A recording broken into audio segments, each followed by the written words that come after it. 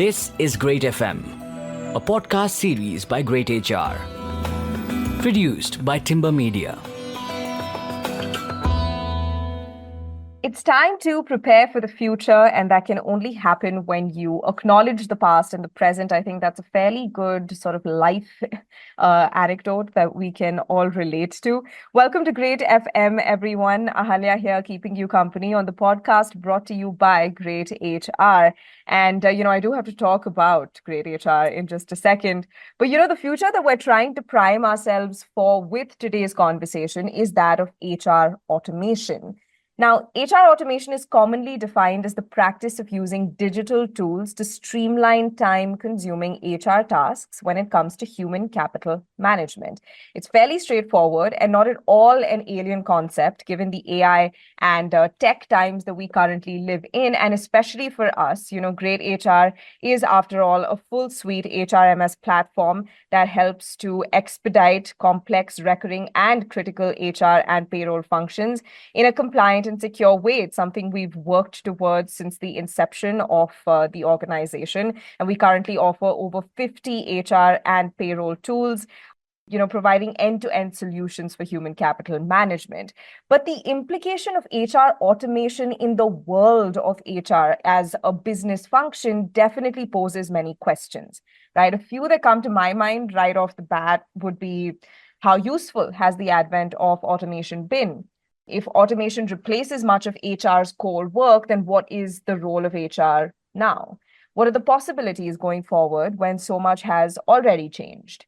I have a whole lot more questions, which is why we have this episode today. So let's get into it. HR professionals, as always, grab your notepads because it's going to be very applicable to your work moving forward. To help us unpack all of it is Amit Mohla, HR leader, CIO Function at Wipro Limited. Hi, Amit, and welcome to greytFM. Thank you so much for being here with us. Thank you, Ahalya. Thank you very much. And I'm really thankful for the opportunity to be part of the podcast. Absolutely. So, Amit, just as someone who's coming to us with over 25 years of experience as a business leader and, an HR business partner, talk to me a little bit before we dive into the questions about how you yourself have seen HR automation kind of take over or, come into the workplace. Has it been a fascinating, interesting journey for you? Oh, absolutely. I think, considering the fact, as you introduced me, that I come with an experience in business leadership and also HR. So I have had the opportunity of tasting or rather, experiencing the business side of the organization versus the HR side of the organization. And in terms of automation, I think I have personally experienced and personally been part of some of the initiatives which started, sometime like 6-7 years ago when at least in our organization, we started talking about HR automation. So I have seen it grow from what it used to be an opportunity or an attempt to automate some of the repetitive and routine tasks to the fact where now it is being looked at more as enhancing an employee experience or assisting the business leaders or assisting the HR partners in helping business make very informed and sound decisions. So it has come a long way. Still a lot more opportunities, a lot more potential as we speak. So that's interesting. You would then say that the definition of HR automation has kind of changed over the past 4 years then? Yeah, as I said initially the definition largely revolved around automating some of the routine and repetitive tasks, whether it was, marking an attendance or, leave management or some of the routine, tasks which are very, very repetitive. But now it has evolved into a situation or into experiences which employees are getting, whether it is, onboarding or whether it is, remote or hybrid working. And a couple of examples which come to my mind is everybody uses MS Teams, or at least a lot of people use MS Teams, right? Now, pre-2020, MS Teams, of course, was used or, maybe sparingly used, but not as extensively. Now, one key feature which now we very effectively use is like whenever there is a conversation going on, there is a very effective transcription of the overall conversation, which becomes very handy. So if somebody has not attended the call, that transcription is available and irrespective of the accent which somebody is speaking in, right? Now, that's a very powerful usage of technology and artificial intelligence. Another example I was reading somewhere was that organizations like IBM and Salesforce, they are using AI-driven platforms to onboard people. Now, what what it means is what they do is they send customized messages to their new hires or assign trainings or assign tasks or in terms of learning, learning resources or learning interventions to their new hires. Now, that is a very deft use of technology in terms of providing an employee experience. Now, I can go on and on, but there are multiple such examples. Earlier, automation used to be standalone, where, you're automating a task or automating a particular activity. But now the focus is on how do you integrate that with other systems or which are with, let's say, whether it's a CRM or your ERP, how do two systems talk to each other so the data flows from one to the other and creates a seamless workflow. So, I mean, the possibilities are immense. At least my experience is that in the last 4-5 years, this is how things have changed. No, absolutely. And, thank you for bringing up AI because I think it's an important aspect of the conversation pretty much since, it became all the rage. We've been including it in all of our conversations, no matter the context, right? And when it comes to HR automation, would you say, Amit, that AI has kind of always been a friend of HR automation from the very beginning? Or do you see it being leveraged a lot more effectively now? I know you brought up the idea of the transcript. I think anyone who had to take minutes of the meeting is very grateful for that kind of feature. So how would you say AI is going to really shape the future of HR automation going forward? Yeah, so as you rightly said, no conversation is complete without talking about AI. See, I'll give you an example. This will clearly explain the difference between HR with AI and without AI. So take a simple example of submitting a medical claim. The manual environment, what one had to do was, pick up a medical claim, fill up a form, enter the details and submit it and put it in a Dropbox. Now I'm talking about a pre-automation era. In an automation era, what has happened is that, okay, you have your system where you take your medical bill, you punch in the details of the medical bill, date, time, vendor details, the medicines which you have purchased. And what happens is the system, it processes the data which is fed in, checks for the accuracy of the information, maps it with the document which is uploaded, and then processes it. There is no manual intervention. Now, this is without AI. Just imagine that you do the same thing again after 2 days. So one day, you submit a document, you submit a medical bill with some details. After 2 days, you submit the same bill and it gets processed. After 4 days, again, you submit the exactly same bill and it gets processed. Now, what is happening in this case? The system is automatically only scanning the accuracy and the completeness of the data which is required. Okay, that Amit has submitted a medical claim. This was purchased from ABC Medicos. This was the date. This is what he purchased. The total balance or total amount is 1,000 rupees. It is within the limit which is permissible for his band. Yes, it is done. But what has happened is that I can submit the same bill multiple times because there is no intelligence involved in the automation software. Now, let's look at it from an HR automation with AI. I submit the same bill. First time around, it does the same thing, where it checks the accuracy and the completeness of the document.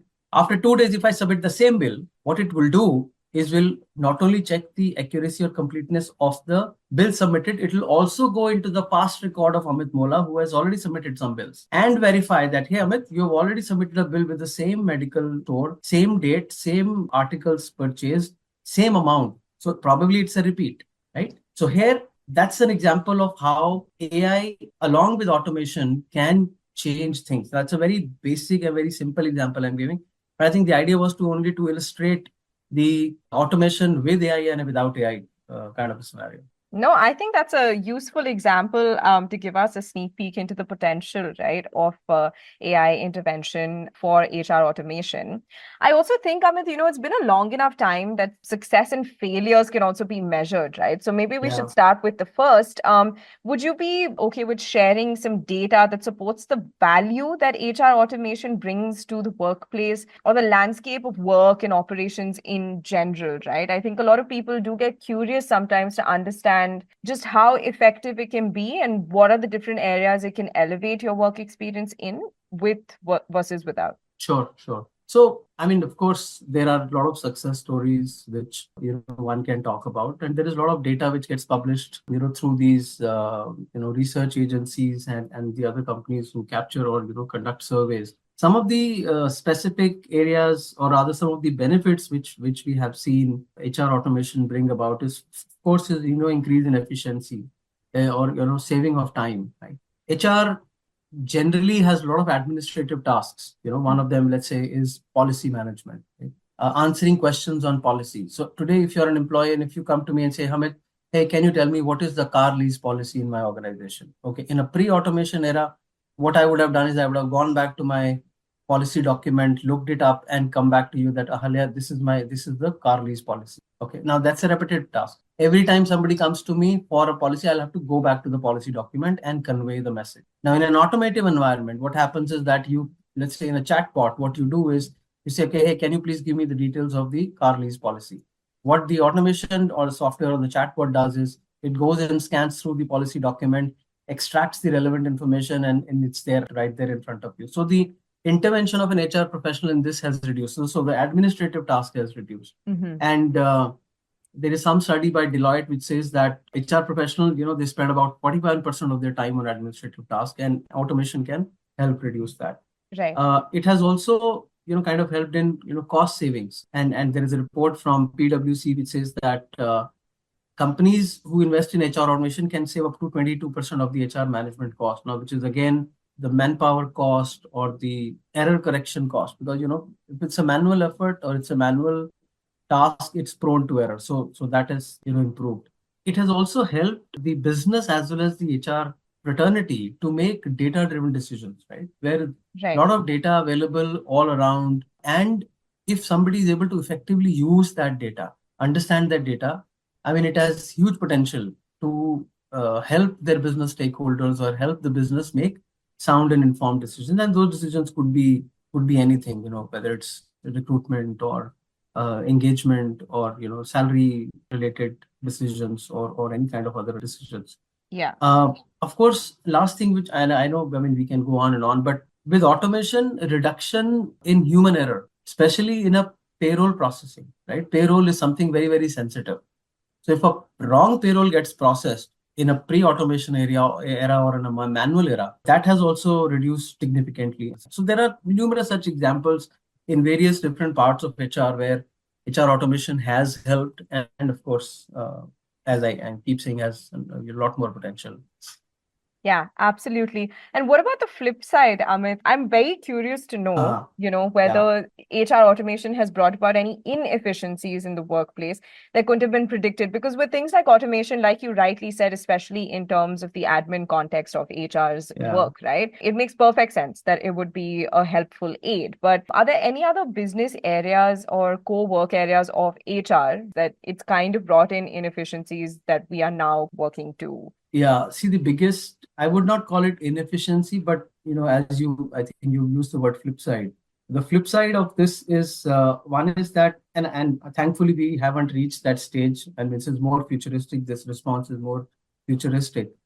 Is more and more automation and its coupling with artificial intelligence will definitely lead to over reliance on technology. What it means is losing the human touch.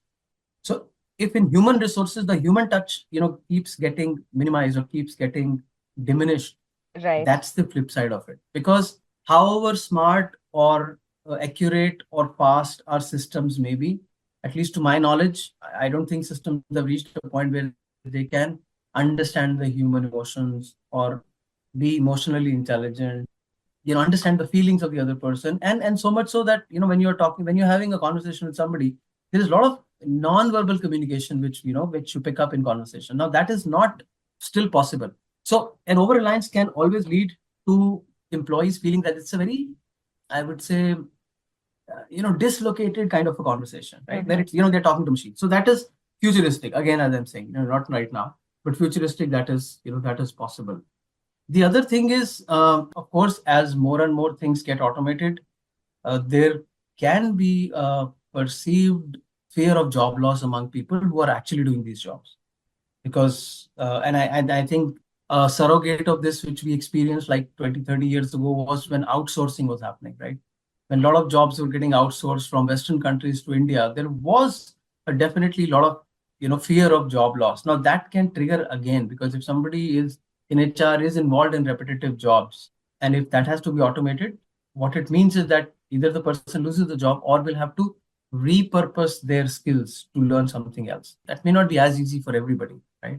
The third thing is that as more and more automation happens, There is a lot more data which is getting stored digitally. So the focus around data security and privacy becomes even more important, because there is always a risk of cyber crime or a cyber attack. If there is employee sensitive data floating around based on which the decisions have to be made. So the focus has to increase. The focus, kind of increases, that the organization has to put more focus on, those kind of things. Yeah, no, that's a very unique perspective, especially the idea. And I think this is something that, with the advent of technology, with the progress that AI makes, is constantly coming into question, right? Like not taking the human out of human resources. So Yeah. I think that's a pretty unique perspective. I'd also like to take this opportunity now, Amit, to move the conversation into the future, right? Sure. I read an interesting article on Forbes kind of talking about how automation needs to now move into augmentation. So basically the approach with which automation is implemented, right, within the HR world kind of needs to change. Do you agree with this? And also, what would it need to change to? I'm interested in that. The way I see it is that automation to augmentation or transactional to relational, that's how things will move. As I said, even today, a lot of HR jobs are still transactional, still repetitive tasks being performed. And when we are talking about this, let's not just only look at the large organizations who may have taken a first step in automating their processes. A lot of mid-sized and small companies are still dependent on the Excel sheets and paper pen kind of an environment. Right. So for that to happen, when things start getting automated, the role of HR will be that, okay, once these transactions are actually off my plate, now what do I do? What do I do is that I have to build relations with people. As I was saying, that it's only humans who understand the emotions or feelings or something which is not said, right?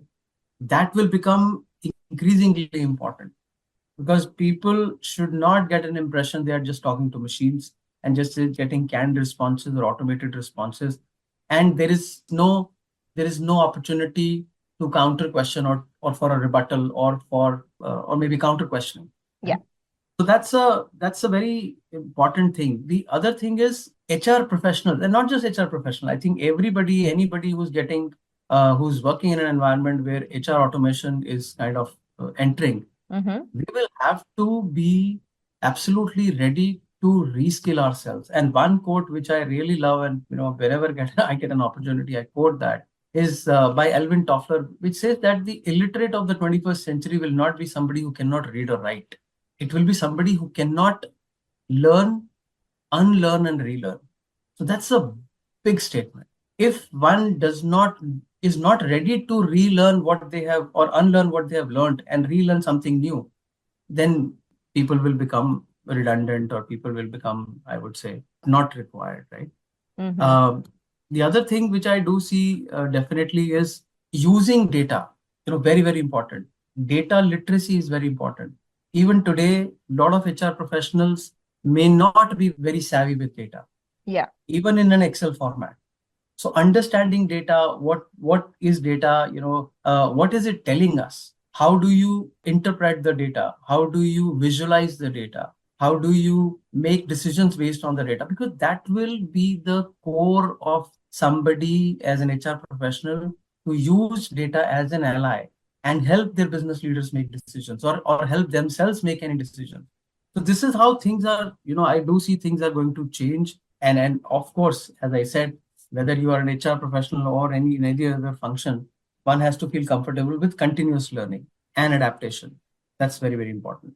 Yeah. Again, some really unique insights there, Amit. Thank you very much for that. And you're also providing me the perfect segue into my last question for you today. You did bring up upskilling, reskilling, continuous learning, right, as some of the most important pegs when it comes to working with HR automation to achieve its full potential.